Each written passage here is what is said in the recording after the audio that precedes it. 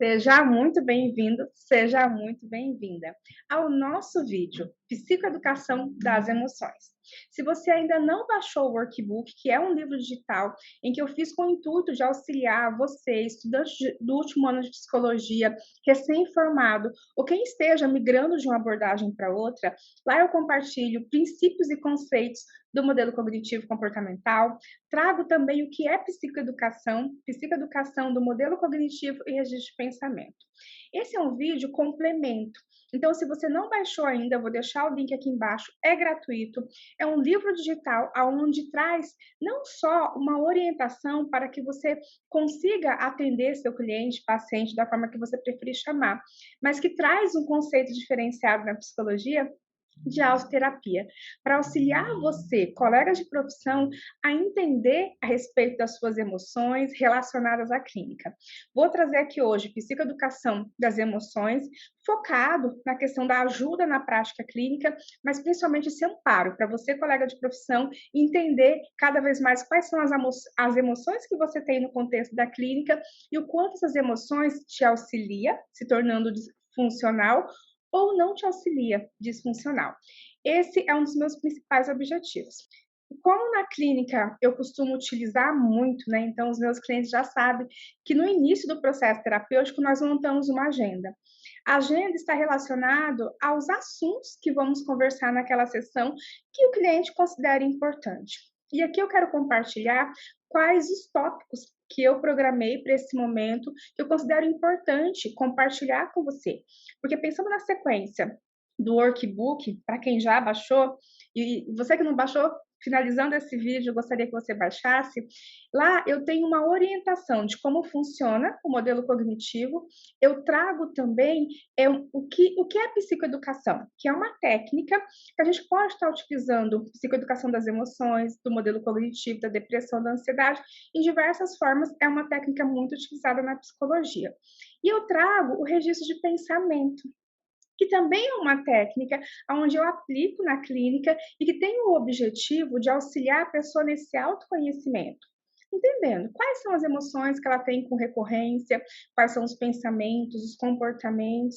Lembrando que aqui a gente inicia tendo esse autoconhecimento e, na sequência, observando o que eu posso mudar de acordo com o que eu estou avaliando e interpretando, se está me trazendo prejuízo. Tá? Então, eu quero trazer a importância das emoções, não só de forma disfuncional, mas funcional também. Vou trazer, então, o que são emoções. Quero trazer a psicoeducação das emoções, visando dois pontos, que são emoções primárias e secundárias. Quero trazer na sequência esse termo que eu vou utilizar muito, você vai ouvir muito eu falar, de autoterapia, trazendo essas experiências emocionais na prática clínica, principalmente quando está iniciando esse processo, quais são as emoções que a maioria das pessoas tem, ou quando está migrando de uma abordagem para outra também. Quero trazer esse conceito, essa orientação, esse olhar além dentro da visão e da experiência que vivemos também enquanto terapeutas. Não é porque estamos ali enquanto terapeutas que não vivenciamos emoções. E para que você se torne um especialista em auxiliar pessoas, é importante que você também aprenda a identificar as suas emoções, a ter esse processo de autoconhecimento. E a autoterapia ela vem muito com esse contexto de auxiliar essa percepção, esse manejo, essa prática de excelência, mas olhando para a gente também, né? Então, eu quero trazer essa contribuição, o quanto eu acho rico e importante. Vou apresentar hoje também 3 técnicas de psicoeducação.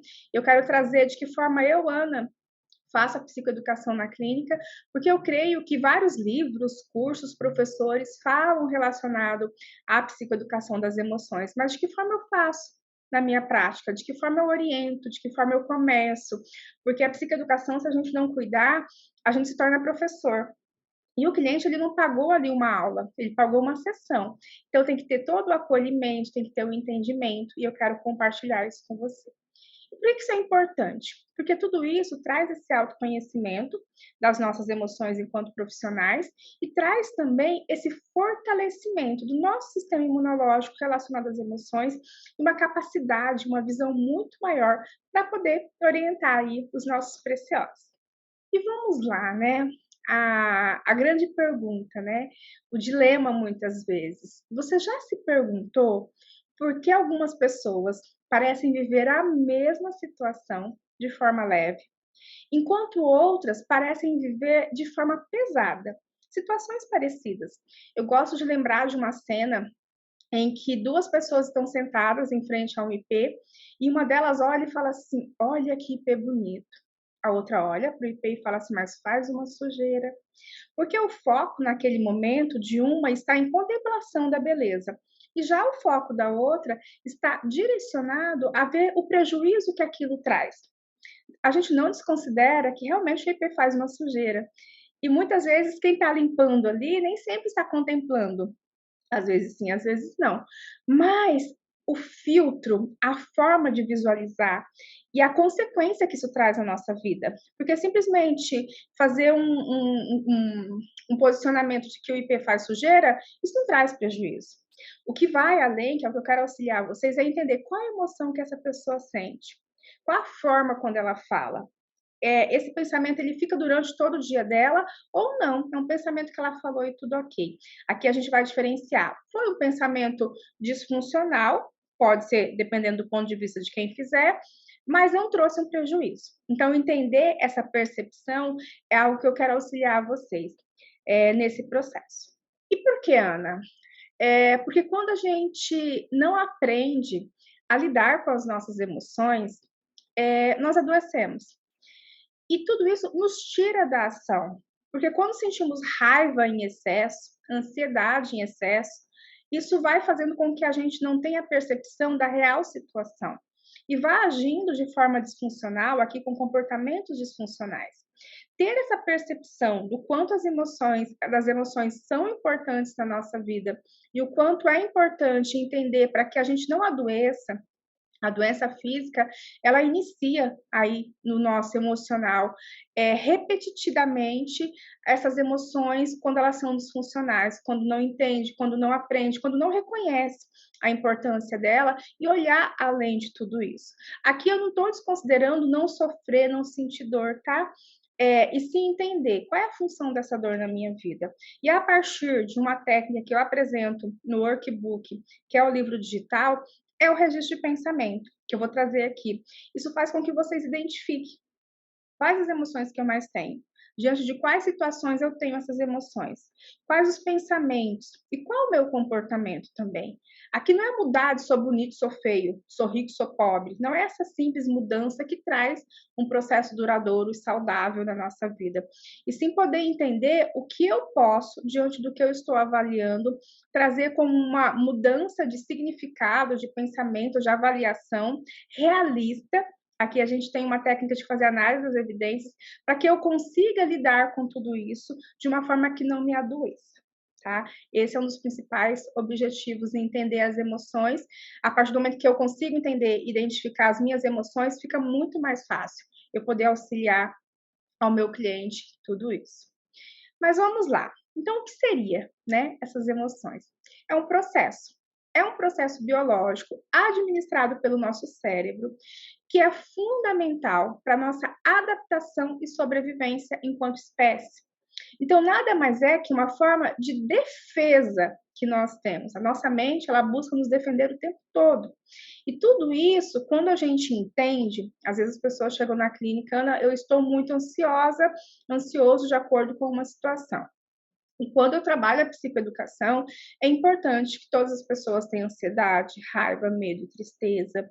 O que vai diferenciar é a intensidade dessa ansiedade. Porque se a gente for avaliar pessoas que passam em concursos concorridos, são pessoas que têm um nível elevado de ansiedade. Porque se ela não tivesse esse nível de ansiedade, ela não conseguiria se movimentar. Então, a ansiedade, ela pode ser funcional. Quando ela é disfuncional, a gente busca entender, acolher e depois buscar um significado, dar um significado diferente. Eu quero deixar muito claro que não é uma questão de simplesmente sou ansioso, não quero ser ansioso, sou ansioso, não quero... Não é uma troca, é uma análise, tá? Por isso que eu trouxe aqui 2 técnicas para auxiliar nesse processo de identificação. No primeiro momento, a nossa vida enquanto terapeuta, e no segundo momento, fazer essa aplicação aí na prática clínica que é tão importante. O nosso cérebro, então, ele tem esse instinto de proteção, que é uma proteção e uma sobrevivência também. E lutar, fugir, resignar é o que a nossa mente faz o tempo todo. Vou repetir: lutar, fugir e resignar. Lutar é quando entramos em embate relacionado a isso. E aqui esse lutar, ele pode ser funcional, faz com que a gente lute e fique bem, como ele pode ser disfuncional também, tá? O fugir, a mesma forma. Existem situações que é necessário que a pessoa fuja, né? Por exemplo, estou andando em uma rua e vem um cachorro. E eu tenho o pensamento de fugir.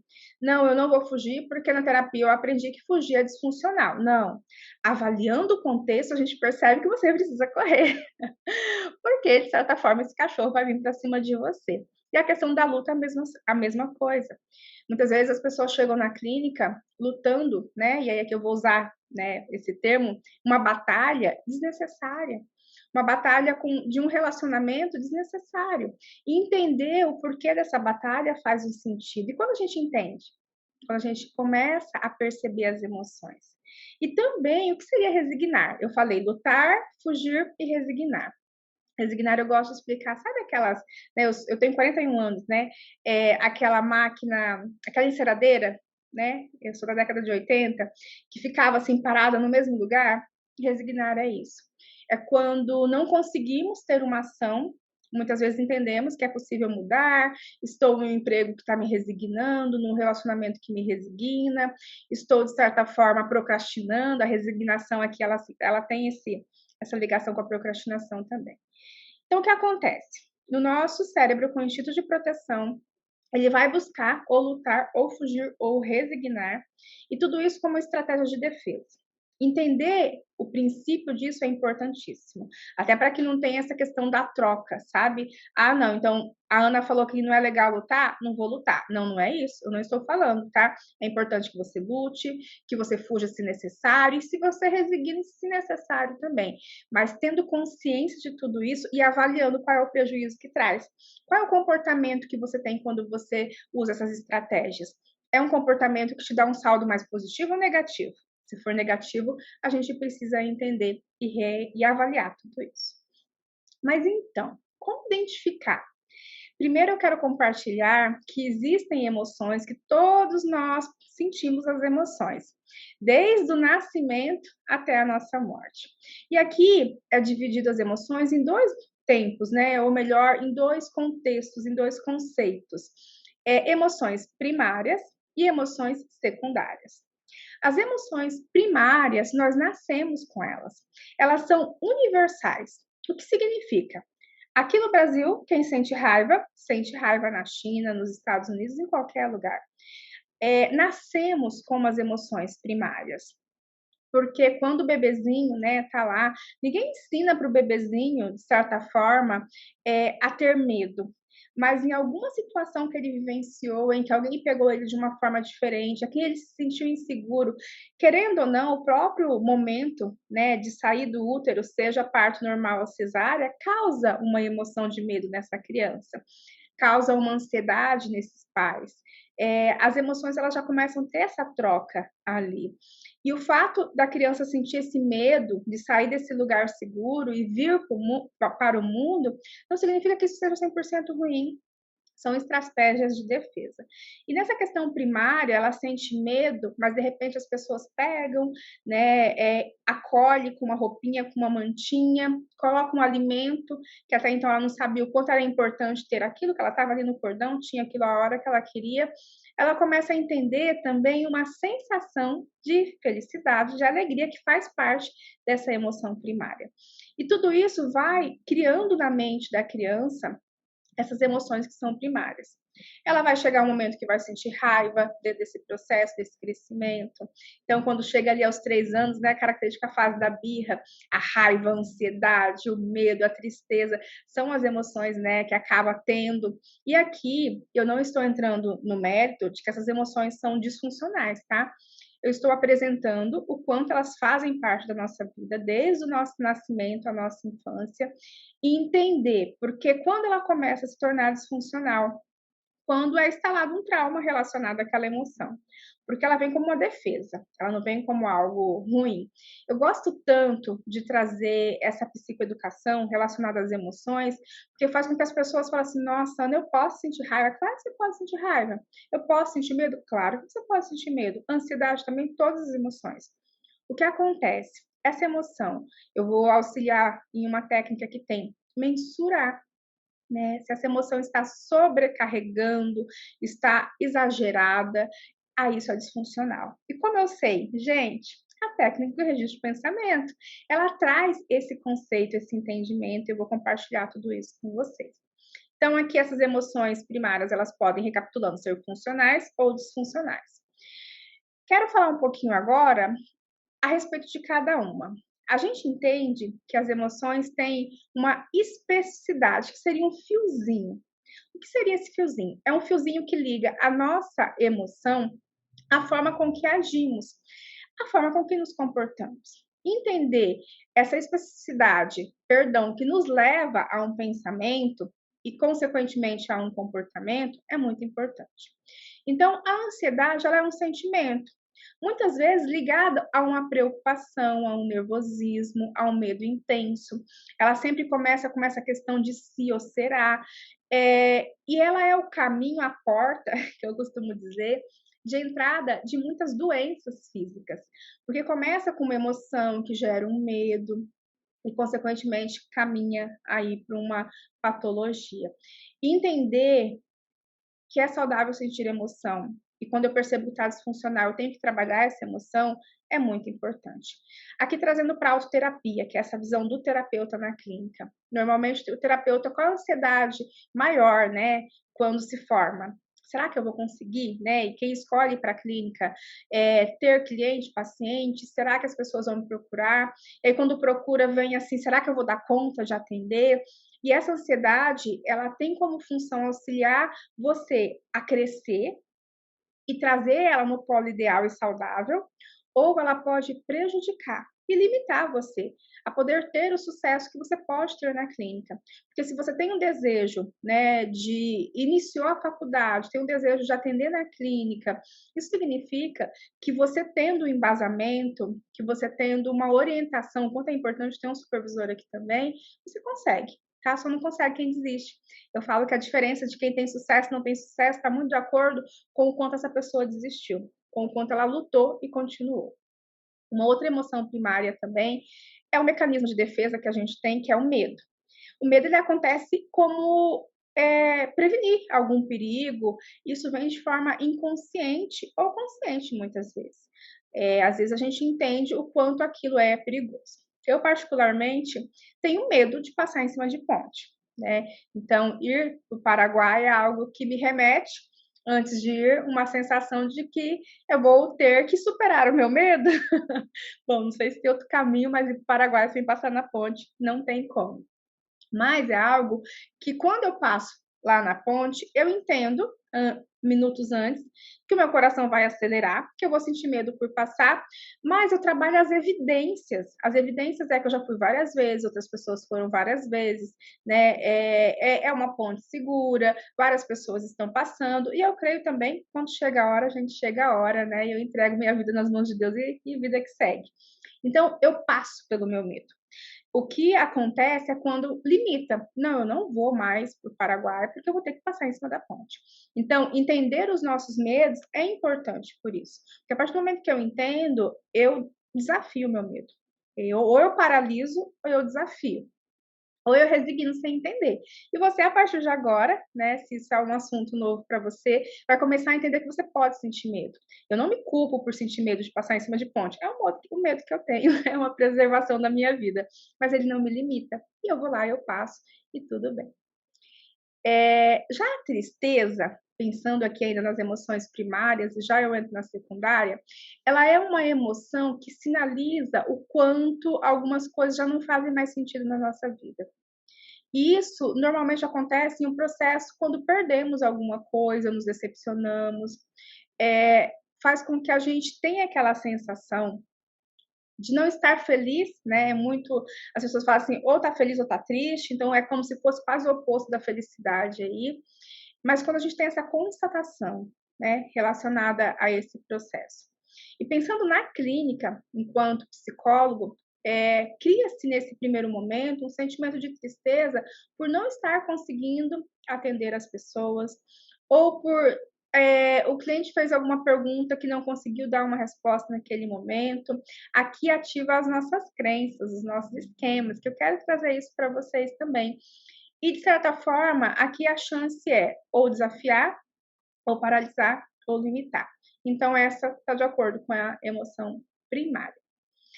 Próxima emoção primária, a nossa queridinha raiva. Ai, ai, ai. Quem aí nunca sentiu raiva, gente? Todo mundo já sentiu raiva. Prazer, Ana Paula, já senti raiva.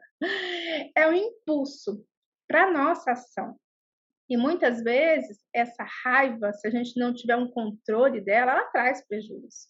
E lidar com a raiva é um desafio, né? Porque desde criança, né, o que a gente escuta não pode sentir raiva, para com isso. Então, é como se quando adulto não ter mais aquele, um outro adulto falando que não sinta raiva seja libertador. E é muito importante a gente ensinar as nossas crianças que elas podem sim sentir raiva. O que elas não podem é a ação por trás dessa raiva de forma disfuncional. Eu posso sentir raiva porque um coleguinha me empurrou. Claro que eu posso sentir raiva na escola por isso. O que eu não posso é, de certa forma, usar essa raiva como algo disfuncional, que possa prejudicar a pessoa em uma intensidade muito maior do que a que eu recebi. Então, eu vejo o quanto é importante eu tenho um filho de 9 anos, a gente poder entender e ok, pode ser que meu filho sinta raiva de mim, em algum momento que eu fale para ele fazer alguma coisa que ele não queira fazer, ele pode sentir raiva da mãe dele. O que acontece é o que ele vai fazer com esse sentimento relacionado à raiva, né? Que não pode sair das regras que são necessárias, mas sim, as pessoas podem sentir raiva da gente e tudo bem, né? O que acontece é o quanto eu vou lidar com tudo isso. Então, ela pode trazer sérios problemas, como não, como uma forma de defesa também, porque quando eu sinto raiva, eu acabo não deixando com que as pessoas tenham comportamentos repetitivos comigo, e esses comportamentos de desrespeito, porque daí eu acabo entendendo, ok, a raiva me traz esse olhar para mim, entender qual é o meu limite, que eu posso sentir raiva, mensurar qual é a raiva que eu posso sentir. Ana, parece tão automático tudo isso. No primeiro momento, até você entender, sim, é repetitivo, é automático, é consciente.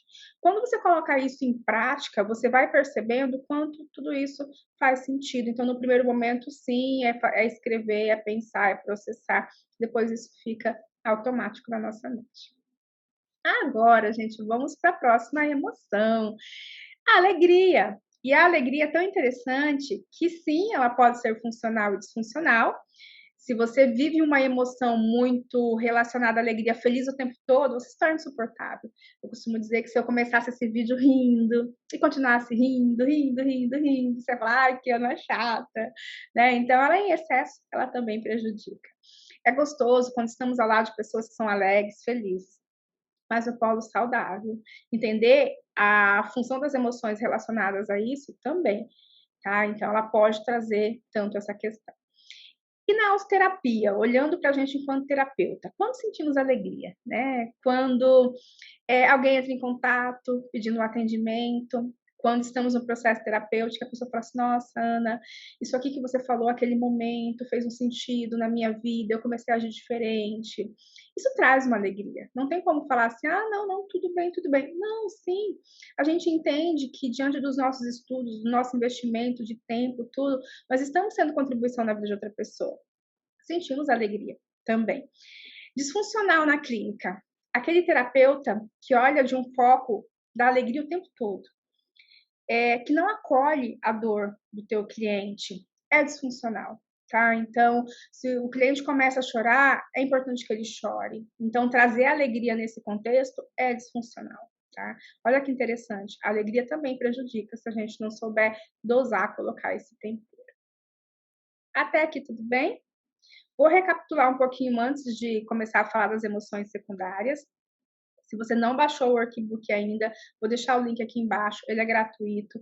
Nele eu trago os conceitos relacionados ao modelo cognitivo, à psicoeducação das emoções, ao registro de pensamento. E essa é uma aula bônus que vem nessa sequência do workbook para auxiliar você a entender as emoções, fazer o seu próprio registro de pensamento e ter clareza e segurança para aplicar isso na clínica também. Começamos falando sobre as emoções, a importância, trouxe que as emoções são primárias e secundárias, falei das primárias e agora eu vou caminhar para as secundárias. Secundárias são emoções que elas podem ser também, gente, funcionais e disfuncionais. Elas são adquiridas no decorrer da nossa vida, seja por influência dos familiares, da religião ou da própria sociedade. São aquelas emoções que são adquiridas. E aqui, muitas vezes, assim, uma pessoa que ela tem um sentimento de vaidade muito grande e a outra já não tem. Vocês falam assim, nossa, mas por quê? Pensando na questão dos filhos, muitas vezes, que é um processo de interpretação que cada pessoa tem.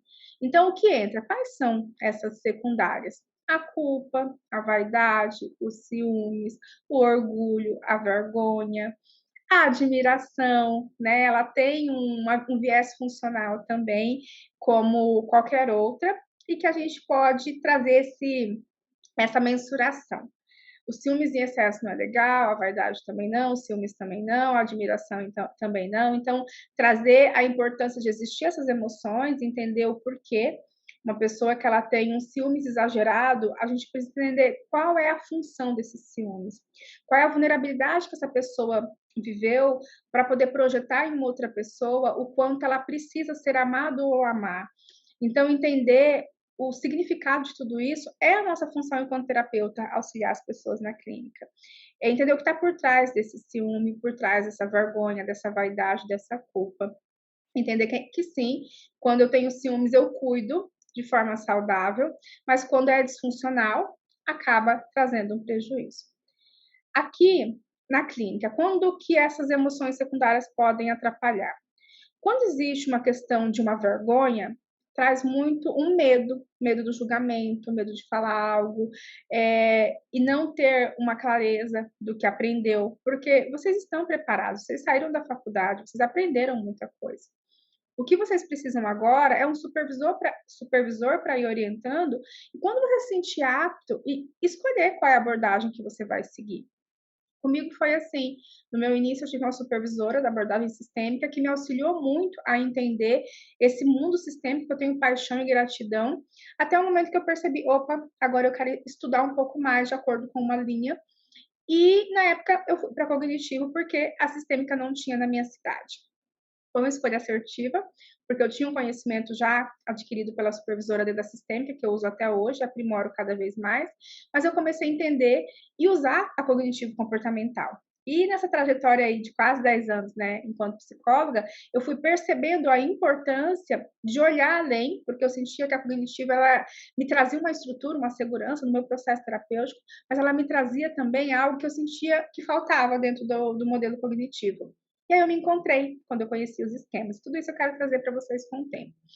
Quando eu começo a entender esse contexto, eu olho, né, pensando aqui nas emoções secundárias, de que forma eu posso torná-las funcional na minha vida. Então, teve um momento que eu senti que a cognitivo, ela estava me ajudando na estrutura, diminuir minha ansiedade, meu medo, mas que para alguns casos eu precisava ir além.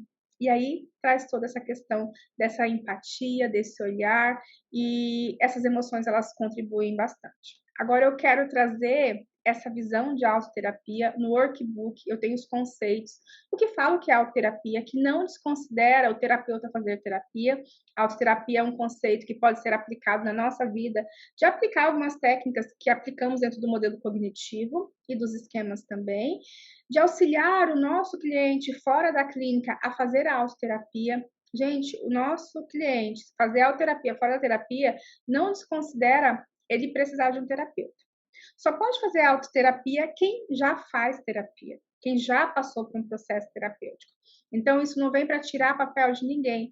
Medo de perder esse papel, esse título de psicólogo, é um sentimento muito pequeno, tá? Porque quando a gente tem clareza e certeza do que a gente faz, a gente não tem medo que as pessoas venham puxar o nosso tapete, tá? E entender que a autoterapia vem para somar dentro do processo terapêutico, na vida do psicólogo, na vida do nosso cliente, isso é muito importante. E a autoterapia, nesse momento, ela vem trazendo experiências emocionais vividas nessa prática clínica para que você possa olhar o que me limita dentro da minha prática. Eu estou iniciando esse processo, o que me causa medo? que me causa ansiedade, o que me causa essa insegurança, tanto das emoções primárias quanto secundárias, é um dos meus principais objetivos. Porque eu acredito que a partir do momento que você conseguir identificar isso na sua vida, você tem uma leveza, uma clareza muito maior para ajudar o seu cliente a identificar essas emoções na vida dele também, sendo elas, né, principais, primárias, secundárias ou qual seja. Entender qual é o dano, qual é o prejuízo que tudo isso está trazendo na vida. Então, eu separei aqui 3 técnicas para auxiliar você a fortalecer o seu sistema imunológico emocional e quero compartilhar também de que forma eu oriento meu cliente relacionado a essas técnicas. A primeira técnica é o RPD, que é o Registro de Pensamento Disfuncionais. Ele tem como objetivo auxiliar a entender um contexto de uma situação que já passou, mas muitas vezes, quando você já está, de certa forma, acostumado com o modelo e você vai viver alguma situação no futuro, você pode trazer hipóteses.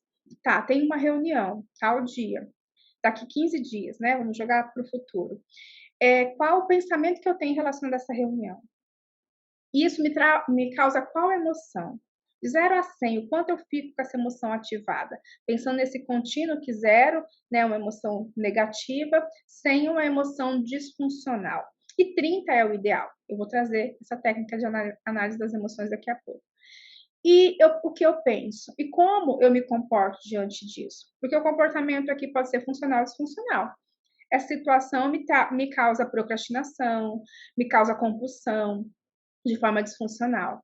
Essa emoção e esse pensamento me causa reler o material que eu vou apresentar. Então, o registro de pensamento ele pode ser usado tanto em uma questão do passado quanto do futuro também. Tranquilo até aqui? Hoje, o meu objetivo com este vídeo, já que no workbook eu trago detalhes do modelo cognitivo, da psicoeducação, é compartilhar princípios das emoções. De que forma eu psicoeduco o meu cliente relacionado a entender a função das emoções. Então, normalmente, porque a gente tem que entender que a gente não pode ser professor. Então, eu espero a pessoa trazer esse contexto que ela viveu.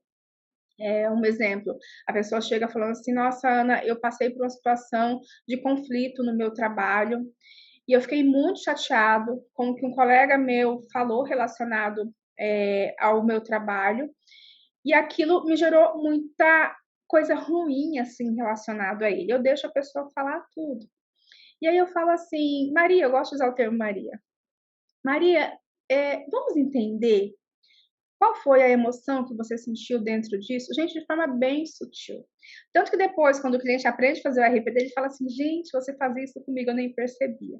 Eu dou sequência e eu falo assim: vamos entender qual é a emoção que você sentiu quando ele falou aquilo de você? Aí eu me senti injustiçada, eu senti medo, eu senti raiva. Eu não faço uma regulação para ela entender se está certo ou se está errado. Eu trabalho ela identificar que ela sentiu algo. Quando você sente isso, o que você pensa? Ah, eu penso que eu não sou valorizada, eu penso que desde a infância é sempre assim. Olha só o quanto a pessoa, dentro daquela situação do presente, já leva ela para o passado também. Eu sinto que na minha casa também é assim, e que eu não consigo sair disso. E aí eu falo, e diante desse pensamento em que você traz, né, que você sente que você não é valorizada, qual a atuação? Aqui é o comportamento, né? O que você. Aí ela fala assim: ah, Ana, não sei. Eu sei que eu chego em casa, vou lá e como, eu sei que eu chego em casa e eu brigo. E então aí eu questiono: e esse comportamento de comer quando as coisas não estão de acordo com o que você gostaria, é um comportamento repetitivo na sua vida? Ah, é toda a vida. O que eu estou fazendo aqui? Eu não estou trabalhando no processo de mudança, eu estou trabalhando no processo de identificação. E quando eu vou fazendo isso de forma bem sutil, a pessoa vai começando assim, todas as vezes que eu sou contrariada, eu penso e me levo para minha crença, esquema de injustiça, eu me comporto de forma que eu me prejudico. Então, o que eu preciso fazer? Mudar a situação que eu vivo? Não, muitas vezes não dá para mudar a questão do trabalho. Ou às vezes entender, opa, eu preciso sair desse trabalho, mas eu preciso ter uma ação, eu preciso fazer alguma outra coisa. Então, essa é uma das principais funções do registro de pensamento no primeiro momento, é identificar o meu funcionamento, como eu funciono diante dessa situação. E entender que as emoções são importantes, é importante que você sinta raiva, ansiedade, medo, tristeza, mas a pessoa perceber que é possível ela olhar para essa situação e não ter tanto prejuízo dentro do comportamento. Porque o que traz de prejuízo aqui, né, são duas coisas. São os comportamentos funcionais, e quando eu não entendo essa emoção, ruminando essa emoção, gera uma doença física. E aí entender o quanto eu quero para minha vida. Eu falo que muitas vezes sentir raiva de outra pessoa, ansiedade, é um copo, né, com veneno, e que você bebe e espera que a outra pessoa tenha dor de barriga. Então, entender que as emoções fazem mal, em primeiro lugar, para a gente, faz um sentido totalmente diferente. Quanto eu quero sentir raiva dessa pessoa, o quanto essa pessoa me prejudica, ou quanto eu deixo que ela me prejudique. Então, trazer esse contexto da psicoeducação no processo terapêutico é muito rico. Não só para o nosso cliente, mas para a nossa vida também. Outra técnica que eu gosto de usar, e essa é a técnica, se vocês tiverem interesse, então dentro da terapia cognitivo-comportamental, nós temos uma estrutura, início, meio e fim no processo terapêutico. O que eu faço nas primeiras sessões, o que eu faço dentro do meu plano de tratamento, dentro da primeira sessão, de fazer uma avaliação inicial. Se for do seu interesse, eu quero compartilhar tudo isso. Tem um grupo VIP. Lá nesse grupo eu vou disponibilizar os materiais e trazendo tudo mais. Essas técnicas aqui eu quero deixar, né, para você lá no grupo VIP do Telegram. Então, vou deixar o link do Telegram. Entra lá você vai ter acesso a essa técnica que eu vou começar a falar para você, que é a identificação das emoções no corpo. E lá você consegue ter acesso a muito mais conteúdo que eu vou trazer para vocês cada vez mais, tá bom? Essa técnica de identificação das emoções do nosso corpo, gente, ela é muito legal.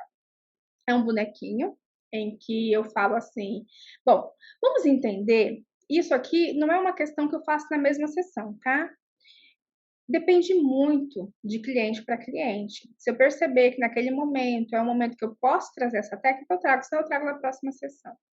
Eu recapitulo assim, se for na próxima sessão. Maria, semana passada você trouxe a questão do seu trabalho, o quanto isso mexeu com você, o quanto isso gerou raiva. O que você acha? Gente, a gente sempre pede permissão, tá? De fazermos uma técnica hoje para poder entender quais emoções que você mais sente e quais essas sensações físicas que você tem de acordo com cada emoção.